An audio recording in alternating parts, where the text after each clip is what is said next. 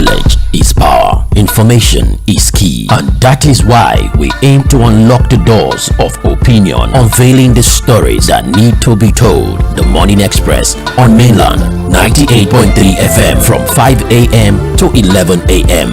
as we invoke the thought-provoking discussion, tackle the tough questions, challenge assumption, and give a voice to the unheard. This is the Morning Express on Mainland 98.3 FM. Welcome on board the Morning Express. Good morning.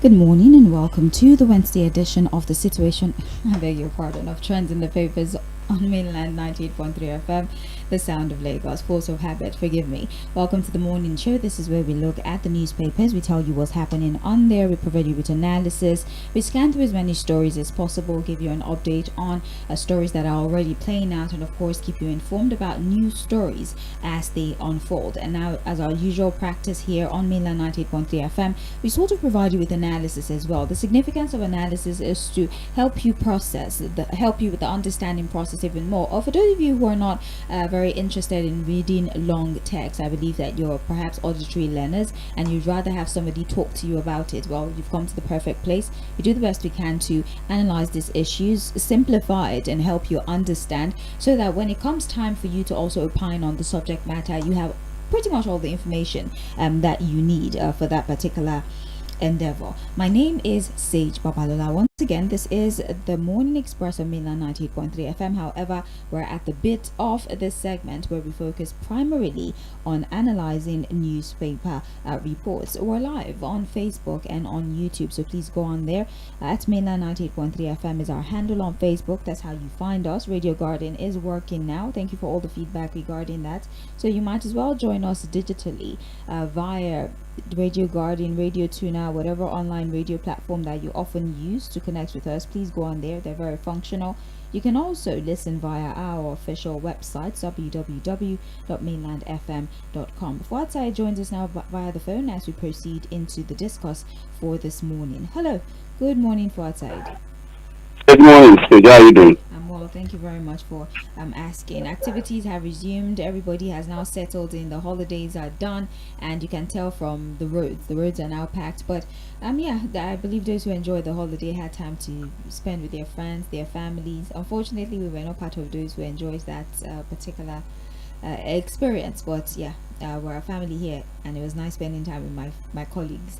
Fuad, we have many things to talk about today. I don't know if you're able to hear me. There's this feedback that I'm getting. I don't know if it's from here.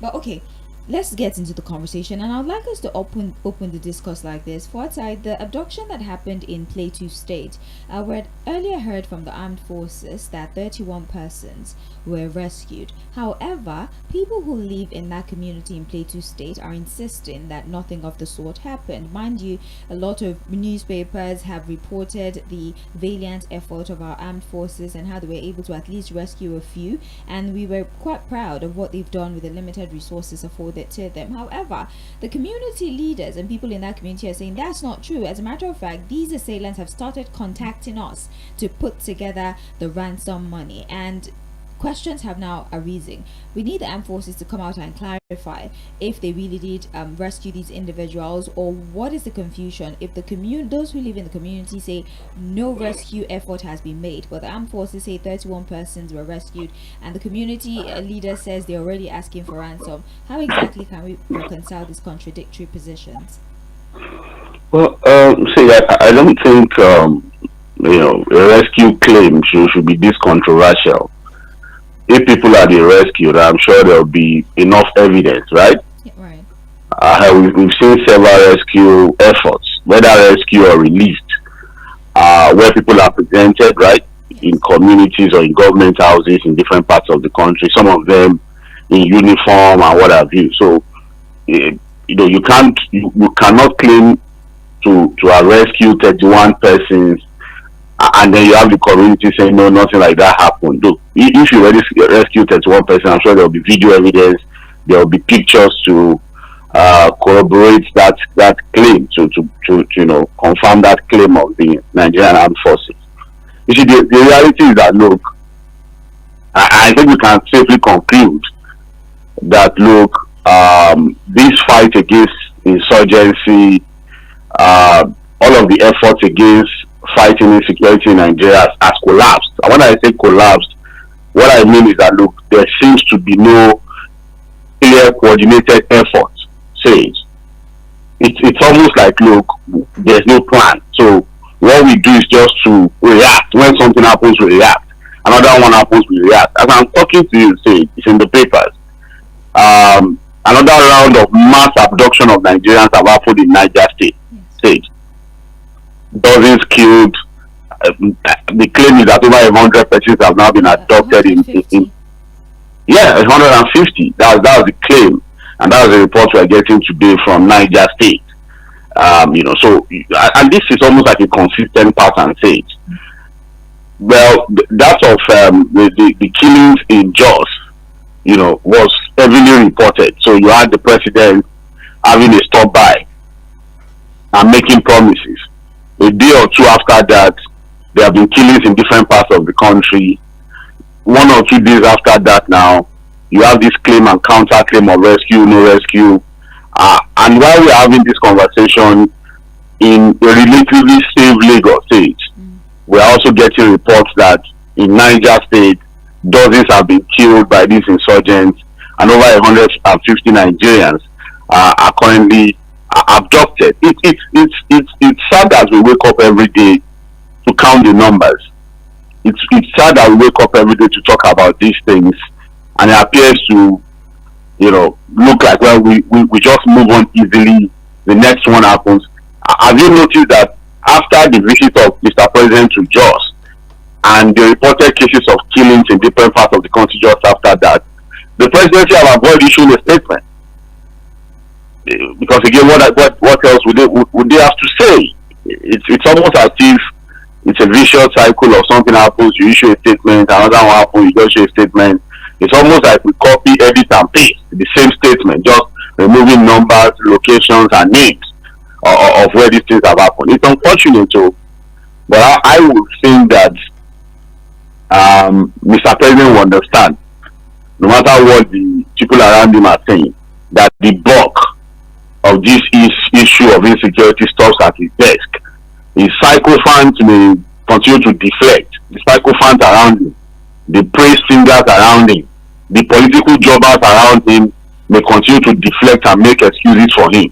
And I'm saying that, look, the same standard we held Goodluck Jonathan to as president, the same standard we held Muhammadu Buhari to as president when it concerns the issue of security and insecurity in Nigeria, is the same standard that I, as a journalist, would hold President Bola Ahmed Tinubu to. The sycophants, the hypocrites, the jobbers around him may continue to make excuses.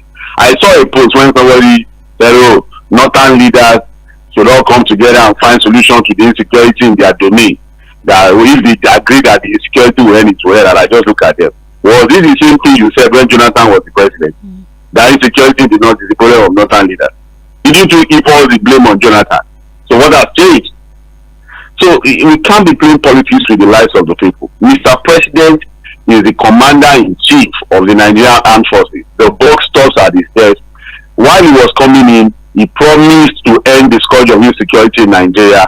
Where are we on that promise? Well, it's very, very unfortunate that every single day, and that's not even an exaggeration of the situation. I mean, literally every single day in some part of Nigeria, a group of people are being abducted. The one in Niger State, they went and used bombs, they burned houses, they shot people who tried to defend themselves, and abducted 150 persons, as you said, according to this report in the Vanguard newspaper. And oftentimes I asked myself, operations like this one cannot be done in 30 minutes to an hour. It will take a very long time for you to round up 150 people, to burn houses, to shoot people. It takes a very, very long time. And I wonder, within those time, was a distress call sent out? Is there any security close to the place? Why is it such that there's almost no response whatsoever? And even after the attack, it still takes a while before our security agents get there. But to do what exactly? What's the point of them being there after? Okay, let's look at this stage. Before President Bola Ahmed Tinubu came in, the issue of insecurity was already a major problem for everyone, for the country. So it's not a new thing. Yes. So coming in and making the promise that, you know what, I'm going to end the scourge of insecurity in the country. What that would mean, or should ordinarily mean, was that there was a plan. You understood what the problems were, and that you had a plan. And if you remember, there were several, would I call it campaign promises now? There will be forest guard, there will be recruitment of more armed forces. We are going to invest on intelligence gathering. There was a lot of promises made that they are presented to Nigerians as their plan to end the scourge of insecurity. So the question we should ask ourselves, again, you also have to look at the plan from the kinds of appointments Mr. President has made, from the service chiefs to the NSA and every other person, from even the IGP, the old stories about the IGPs that have been appointed under Mr. President. So you ask yourself, would you sincerely say Mr. President has gotten it right or wrong on the issue of insecurity in the country? The result tells the story. Hey, that answer can be gotten by the level of insecurity we have in the country at this time. In fact, following the figures through properly, without being unnecessarily sentimental or emotional about the issue, things have gotten worse under this president, and even when it was under Buhari.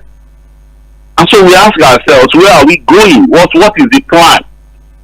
Look, to put it straight and bluntly, I was completely shocked when one of the plans to ensure security for people in Jos was a plan to install CCTV cameras. Like CCTV, no, it took me time to begin to process the veracity of that kind of idea, the logic behind CCTV insecurity in Jos, the mass killings, the appraisal attacks, and then CCTV 5,000 AI powered CCTV. I'm sorry, up to now it does not make any sense to me unless somebody can call it to make it make sense. The thing is, Fuad, in climes where things like this work, when you have a CCTV system like that, it's because there is a very well enough database. Yeah. So there's facial recognition. They can check your, even down to your gaits and the way they walk. There's software that can sort of profile certain people. How many people walk like this? They'll check your medical. They pick your face. They throw it into a database that can bring you out immediately. Yeah. Dental work done. If you've ever fixed your teeth, is there. So they have places where they can check for you. But here, what's the essence of seeing their faces if there's no database to track them? So the CCTV is not the problem. It's that we do not have a corresponding system that will make the CCTV of any use. And since we're on the topic of insecurity, the Punch is reporting that 5 terrorists have been jailed so far, and the federal government is intending to expedite about the trial of 500 more people, because Nigerians have asked, when you arrest these individuals, what do you do with them? Well, the Punch is saying 5 so far have been convicted, and they're expediting the trial of about 500 more. Well, again, these are the kinds of things we want to see, and these are the kind of stories we want to hear. Again, there are questions around whether these punishments are adequate. Say, 20 years. Look, 20 years to serve the jail time concurrently. So you might just have a situation where these guys, depending on the number of charges, the count of charges, they don't spend more than 5-6 years and they are set free. I'm telling you. I'm also surprised that part of the convictions or judgments you have there is that some of them will be rehabilitated, reunited, and integrated. This idea of rehabilitation, I really don't know how that works, but it's nice that at least we are getting some form of punishment from our court for some of these deranged elements, these terrorists, and people who will not allow Nigerians to have peace. we want to see more of that diligent prosecution of these guys.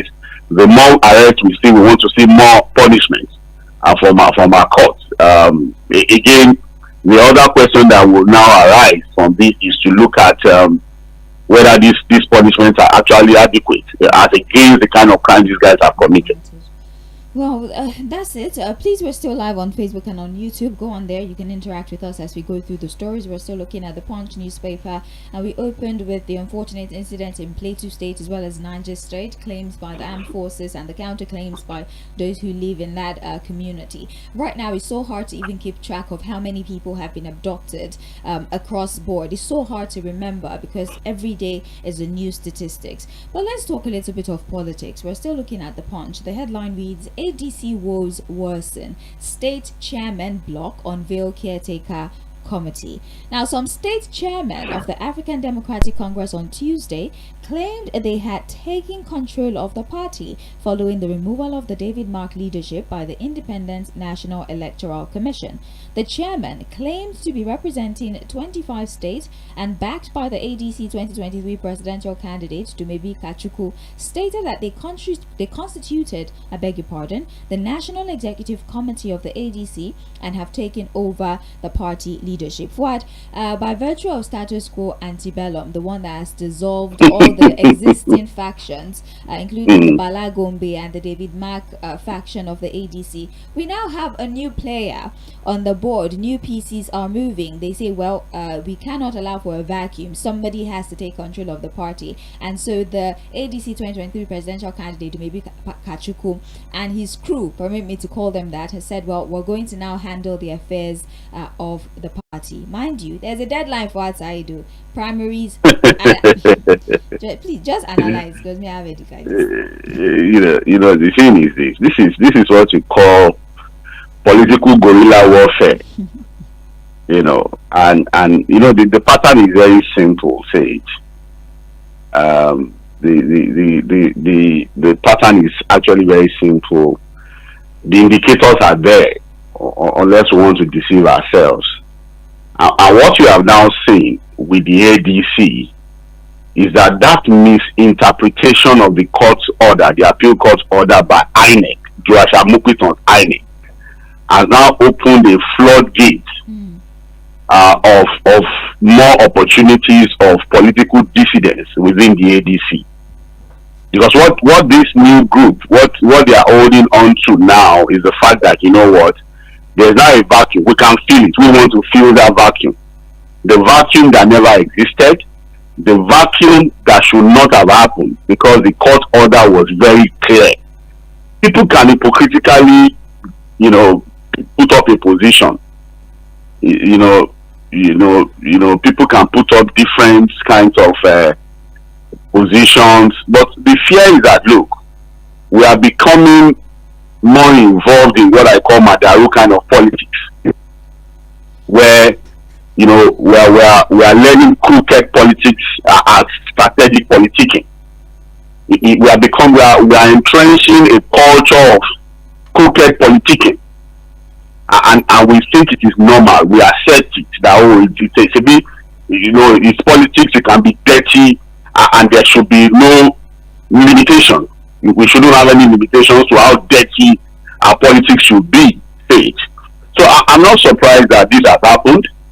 And if you follow through, and I need to say again that this is not about ADC. This is not about the leadership of the ADC. Whatever position I take, and I think consistently that's my position, it is for the sake of democracy. It is for the sake of what? Democracy. Not because it is ADC or it is any other political party. What we are just saying is that we should be extremely disturbed. We should begin to question where we are with our democracy at a time where it appears that, look, we may just be saying a goodbye to a period where you have what you can call a viable opposition within the political space. Any well-meaning Nigerian, any patriotic Nigerian should be worried. Any Nigerian that is of a discerning mind and claims to love the country to begin to ask pertinent questions as to how we got to where we are with our democracy at this time. like I told somebody who was trying to pick my mind on this issue, I said, look, I think we should just say, well, it's even compulsory for us to have opposition in 2027. Like Bayo Onanuga has posted or posted on his page. The heavens will not fall if the ADC is not on the ballot page. Will the heavens fall? It wouldn't, but it would be concerning. No. I know the sad part of, and look, I've had to speak to some of my friends, some of them are senior colleagues who worked with Bayo Onanuga. Then we are talking about people who some of us looked up to in the field of journalism, and not because they were just journalists, not because they were brilliant writers. Some of us followed them because of their positioning, because of their activism, what you can call activism being a journalist. You say that, you know what, we must go back to democracy. The military has to go back. They were the journalists who some of us looked up to while some of us were even in school. We got out, some of our friends worked under them, we worked with them. So, and it is shocking now that they are in government and it appears that they are not saying what we are saying. You don't understand what I'm saying? It now looks like, is this not the same people who were the ones we looked up to because of their positioning, their thinking, their capacity, and their orientation about how governance should be? What has now changed? The hope is that, look, now that they are in power, they will help to entrench the principles and tenets of democracy better. But what do we see? They say it does not matter. They say so long they are in power, the sweet part of it is just for you to win. How you win does no longer matter. See? And so we ask ourselves, what has changed? And so maybe we should also buy their position, say. Maybe that will make them happy. And then begin to see us differently. That truly, maybe the heavens will not fall. And it is true that the heavens will not fall if the ADC is not on the ballot. In fact, say, if there is no opposition at all in 2027, if we only have President Bola Ahmed Tinubu on the ballot alone on 2027, will the heavens fall? I mean, not quite. The heavens should not fall. Well, not quite literally, but then it has started. It would open an opportunity for more uncomfortable things to happen. It starts with, this is the journey of 1,000 miles, and the first step is being taken unless we stop that journey from starting. But they say the heavens will not fall. Sage, they are telling us that the heavens will not fall, and agree that the heavens will not fall. Maybe we should buy their thinking, we should buy their idea. Maybe we are the ones that our head is not correct. It's not a monarchy. I know you're fantastic, but then it's not a monarchy. They're supposed. That's what they're supposed to be. Maybe there's something like democratic monarchy. As I know. Maybe. Which part of the constitution? Maybe there's something like monarchical democracy. Maybe that's the thing we are sliding into gradually. Because they will tell you, we cannot slide into a single party, a single party system, or what are you calling it? The reality is that, look, whatever happens with the ADC, people like Raouf Aregbesola, for example, Raouf Aregbesola used to be a political prodigy of Mr. President. In fact, people are still surprised what could have happened between the two of them, because he was one of the well-known political allies of Mr. President, from Lagos down to Osun, until maybe the Oyetola thing separated them. And there are people who still find it hard to believe that there will ever be a time where Raouf Aregbesola would not be in the political camp of President Bola Ahmed Tinubu. So, if he is part of the leadership of the ADC, I'm sure this pattern will not be strange to him, right? I'm sure he will understand. At his level, he should be experienced enough to understand how to deal with these kinds of political guerrilla warfare. Unless he did not complete his certificate course in university at the University of Ⴏ Politics. Yes, I say it. That maybe if at the level of Aregbesola, they do not know what to do to survive this kind of politics, it would appear that he did not complete his course at the University of Ⴏ Politics. At the end of the day, we are killing our democracy. Look at where Awile Tijawan saying. I I'm not surprised it may be Kachukwu. And then you have some people who have been in the party who are not solely raising up to say, oh, we're going to take charge of the party. Sage, half of the things that we know about how dirty our politicians play this politics, we cannot even say it on radio. But it is well with our democracy. I agree with our Gabayo Nonuga. The heavens will not fall. Atuwachi. Well, I mean, for side, in cases where perhaps everybody feels like this person is qualified and there's no need to oppose them, in different contexts, for example, World Trade Organization DG, Ngozi Okonjo-Iweala, remember when she was to be re-elected, a lot of the other interested candidates stepped aside. They say, well, we trust in her leadership so much so that we don't even have any desire, right? Let her go on ahead. She's doing a great job. Maybe that's perhaps the case here. These candidates think, well, Mr. President is doing exceptionally well, so there's no need for us to disrupt his leadership. We might as well just go on a second time. Maybe that's what's happening. Maybe that's why the opposition is in disarray. Yes. What you can consider, I like the sarcasm, So maybe that's why what is supposed to be viable opposition, they are all in disarray. And I think if you ask people like Bayo Nonuga, he will tell you, oh, the PDP is there. Is that not an opposition? Have you seen it? Which PDP? Which one? Which of the PDP?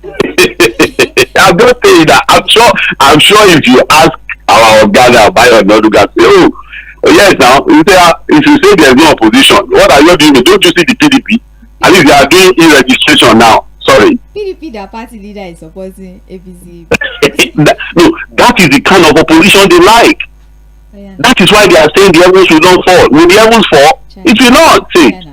Since we're on this topic, Aisha Yusuf, she says in a recent interview on Arise TV, she says that if Peter Obi does win the presidential election and he exceeds the one term he promised, then she will turn on him so it's not misinterpreted, but she would oppose his leadership if he gets in. If they support him and he gets in and he exceeds the one term promised, there will be fierce opposition from those who support him now. But then at Fuad, we've heard opposition leaders, especially from the ruling, I wouldn't call it opposition leaders, but the ruling party leaders, yeah. Yes, in the ruling party, who have said that, do you think it's possible for anybody to take power knowing that they have an opportunity to serve for longer and they would voluntarily leave power just because they want to satisfy some promise that they made to their supporters? Fuad? Well, I don't know. It was an interview, I think, on Arise TV. So I didn't follow the entire interview. So maybe there was a question that led to that conversation from Aisha Yusuf. I think that it's premature to begin to talk about whether it's going to be for one term or two terms. Say it. Do you count your chicks before the eggs are hatched? You don't even have a mandate yet. And I don't know who they intend to convince about the commitment of Mr. Peter Obi to a single term.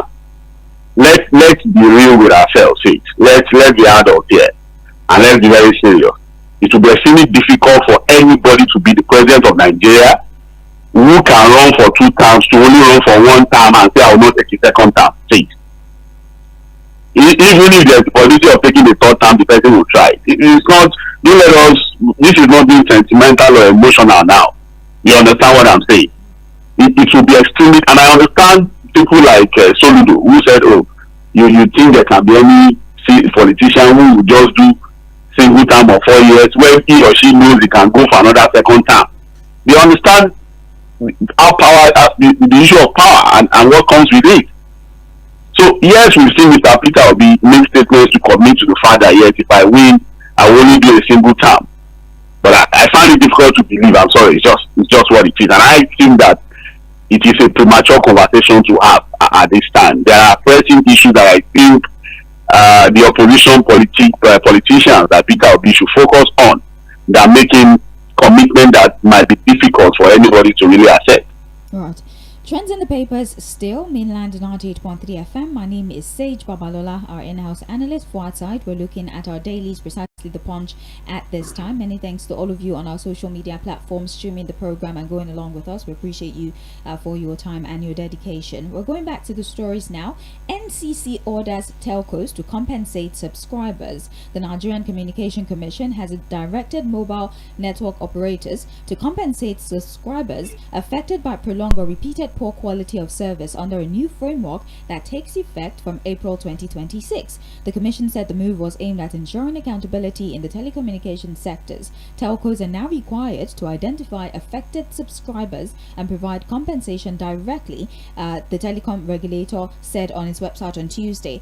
We did have an idea that this was going to happen. They had mentioned earlier that this would happen. Now we have a specific timeline as well as criteria and the situations that sort of make users eligible to enjoy this particular benefit. It will come in form of airtime. So for you to be eligible, obviously you must still be using said network provider. You shouldn't, if you move to another network, you're not eligible. Also, you must have used this. Either you tried to make a call and you were debited and the connection was bad, or you tried to browse the internet, your data exhausted, but you were not able to access whatever site, amongst other things. You must have spent some form of you must have incurred some sort of bill before you're eligible, and the payments will be done in form of airtime, and you'll be notified by a text message why you're being compensated. Well, a very brilliant one again from the telecoms regulator.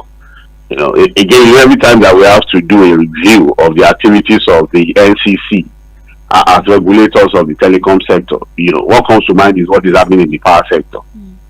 How useless that regulator is really just comes to mind, you know. So, and I say useless because they are completely useless.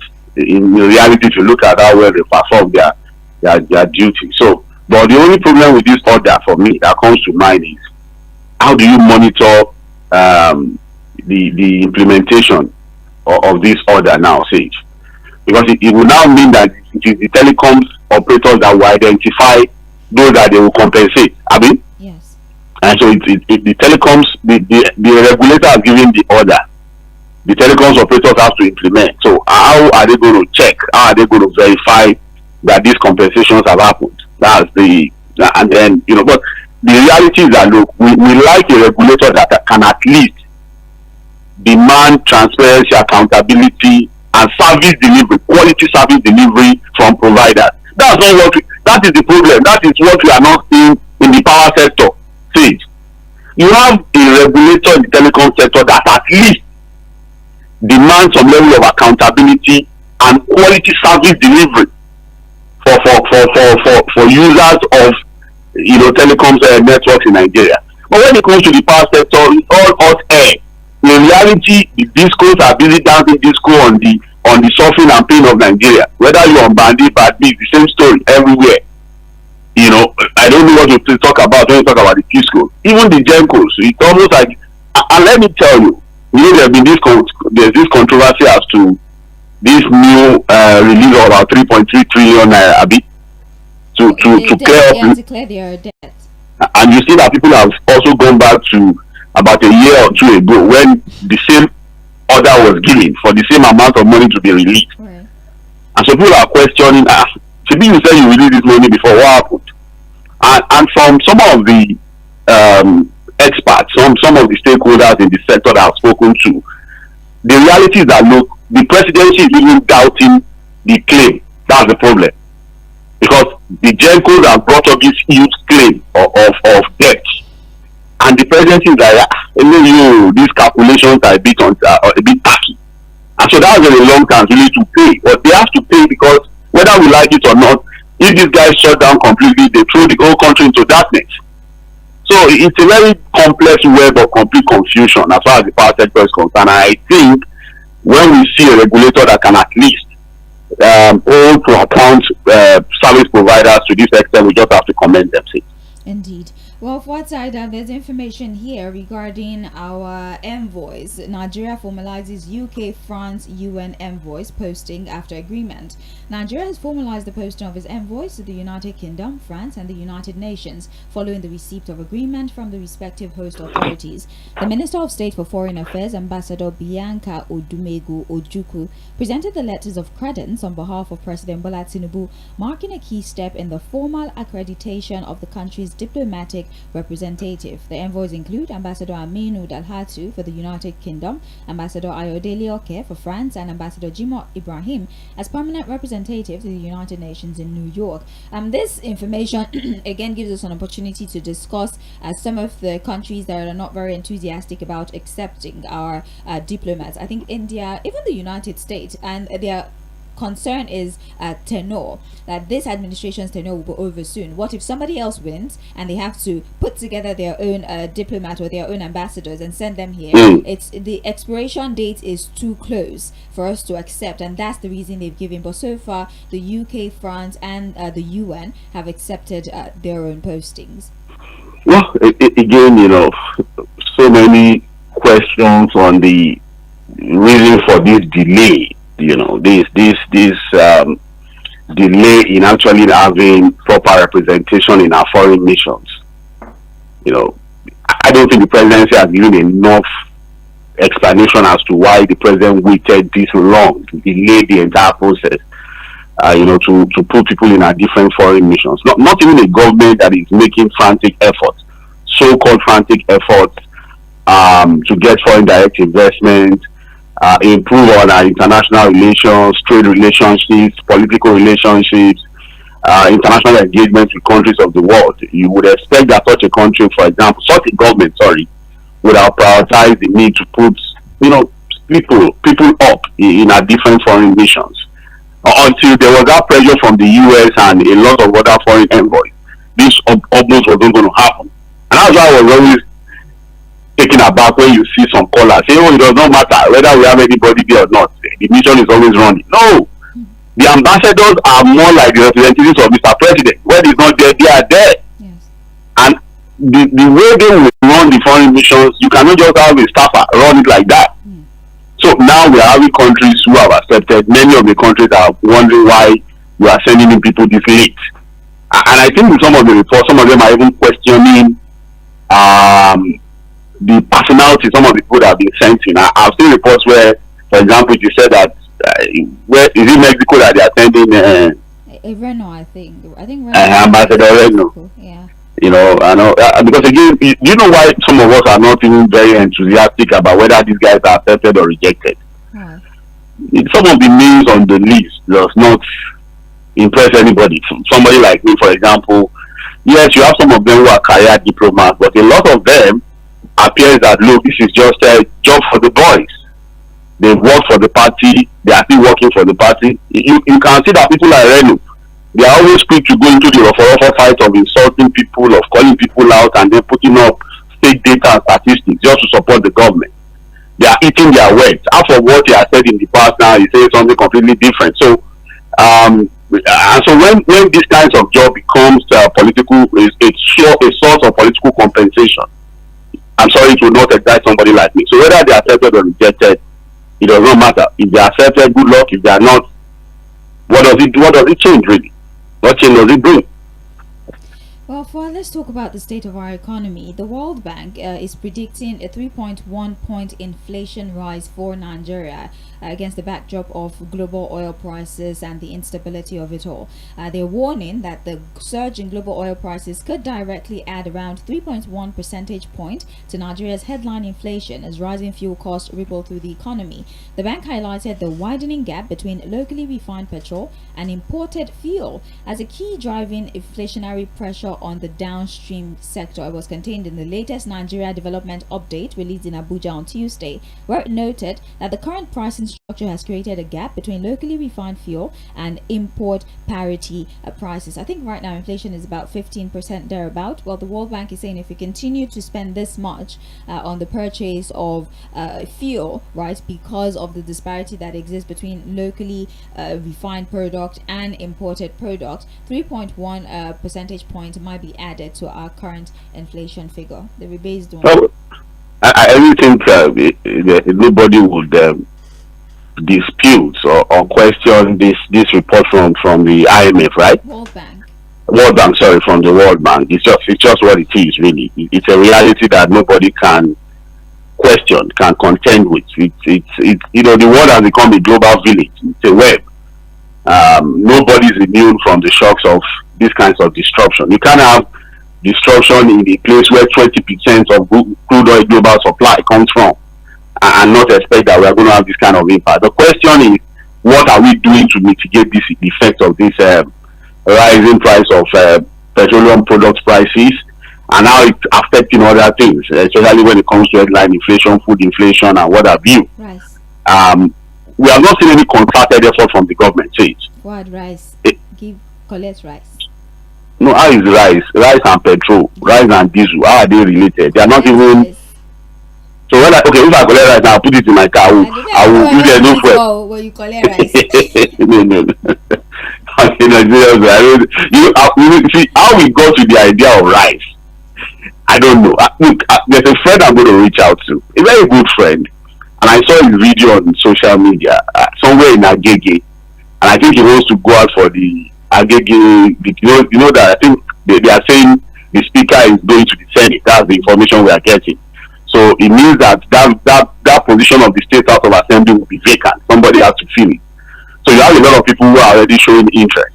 So I now saw that my friend also putting up a post that he wants to run for the State House of Assembly at Agege constituency 1 or so, I think. And so I now saw a video of his meeting, the meeting with constituents, his people. So he was talking to them and all that. And I assume he's not as rich, his pocket is not as deep as others. So I now saw that he also give people small bags of rice. That one is not enough to a quarter. And I'm like, I was going to call him and say, look, must you give this? And I'm like, oh, maybe if he doesn't give, they will not vote for him. So I saw that he made, look, in reality, this is somebody I know. In fact, profiling him very well, I know he's going to deliver when it comes to representing the people low. But I saw that, look, at that meeting, he still have to do what others are doing. So we have become a country of rice sharing. You must rice, that for everything there must be rice. Give them rice. So now we are talking about headline inflation, the effect of global oil prices. You can see that rice is coming into it, and I don't know how and where we got to this idea that for every problem we talk about in Nigeria, just go and take rice. Well, for the rice comment is me being funny, by the way. Yeah. So people don't think that the World Bank actually talked about rice, because Nigerians and the way they process information. on the serious note, do we pray? What do we do? Can somebody just please help us beg Mr. Donald Trump? What? I'm so glad that you brought up Donald Trump. Forgive me so I don't lose this train of thought.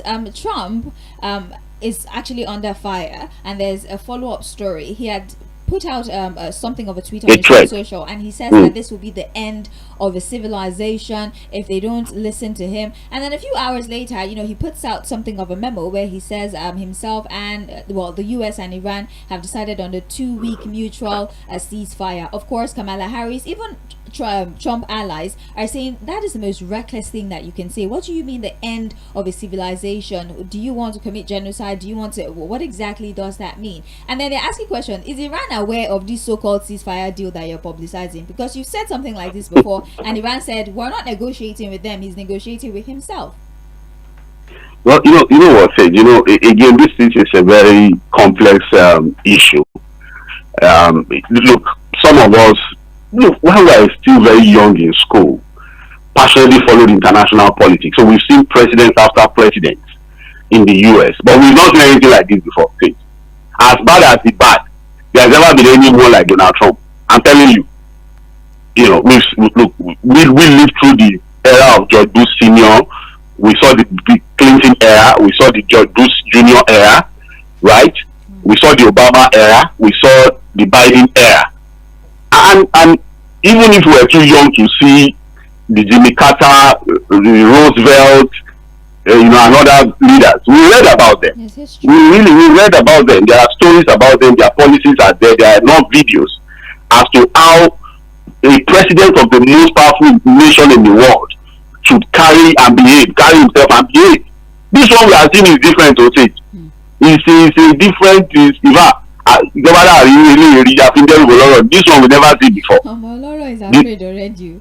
Because look, there has to be restraints. The rule-based world order that used to be the mantra of the US and been destroyed completely since. Now you have a leader who is telling you that look, as far as it's concerned, there's no international law that binds him. It's his own morality. You have a US president in a war situation threatening genocide, threatening to wipe out when you say you want to wipe out an entire civilization, you are talking about wiping out the entire country. Yeah. And I remember when people like Hillary Clinton, Kamala were warning Americans about the temperament of this president. That look, we are the most powerful nation in the world. We have nuclear warheads. We know the kinds of weapons we have. The nuclear code, once you become a president, is given to you. Don't go and give it to somebody who has a very soft skin. If a little trigger, it can scatter everywhere. So, because if you continue to look at what has happened, the way he talks, the inconsistencies in his statement, for example, I can take over Cuba. You have a pit excess saying we are negotiating with bombs. Say, how do you negotiate with bombs? We need to move forward. I just watched that conversation because of the impact that it has on us. Okay, anyways, let's just pray. Now that he keeps shifting his position. Yes. Now there's a 2 week ultimatum. Let us hope that on both sides, from the Iranian side, from the American side, some good reasoning will prevail. Yes. Let's just hope that peace comes back to the world. Let everybody behave themselves. Let's hope that normalcy returns to the world, so that this kind of impact too can drop. It's very tough on us. That's why everybody is suffering. Right. I mean, everybody had their fingers crossed when he gave that deadline of 8 p.m. yesterday, because if he did go on ahead to bomb their energy facility, and you saw what the Iranians did. From the Iranians did, what they did was go out and form a circle around those facilities. That if you are going to bomb those facilities, kill all of us. Yeah. And so the world was on the edge, watching to see what would have happened. Right. Well, thank God that he did not give in to his larger impulses for us, because the chaos that would have ripped through the entire world, I don't think that will be. And the entire Middle East. Indeed. And the entire Middle East. Well, let's just highlight the rest of these stories. National Police Day, that was yesterday. IGP pays tribute to fallen heroes, and of course we should, because these people lay down their lives to protect us. It's so unfortunate that all of their efforts now seem to be in vain, because we continue to struggle with insecurity. But all in all, we celebrate our policemen, our armed forces, and all those who have died in the line of duty. Also, 9 months after inauguration, rain destroys bus terminal built by Wike. I believe it was June. I think it was June or thereabout. Yeah, June of last year. That the thing was commissioned. The thing, and billions were spent on building that bus terminal. Yes, it's and now everything brought down completely. The roof torn apart. Yes. The question is, who is going to be held responsible now? Because we are talking about public fund. You built up a bus terminal. They have not even used it. The thing don't scatter now. Who did the project? Who was the contractor? Between the contractor and the minister, somebody has to be held responsible. Right. Well, for what side, that's it. There's a story here that honestly it's such an irritating thing that I didn't want to get into it, but I actually pressed for time. This Blessing CEO individual who's claiming to have cancer, and the feedback that followed, the fundraising, about 50 million raised. The fact that she picked up somebody's medical report and doctor this is disgusting, because we've seen people that actually have cancer and we've seen their suffering. We don't even. And they come out for support, and then people will be reluctant to support them now, just because you have one responsible individual. It's just weird. Because what she has done now will make a lot of Nigerians, feel so reluctant to support people who genuinely need the support when these things like this happen. And I think by now, I'm surprised that the security authorities are not already knocking on our doors. Because it's fraud, right? It's fraud. Funds through false means is a crime. Even if it's under 100,000, so far you raise the money through a very fraudulent idea like that, the police should be knocking at our doors. The OCI was in reality. Well, doctors have said it's not true. You can't even be in stage 4 and look like that. I don't think she knows what stage 4 is. Let's go on a break for Thank you so much for your analysis. We'll be back.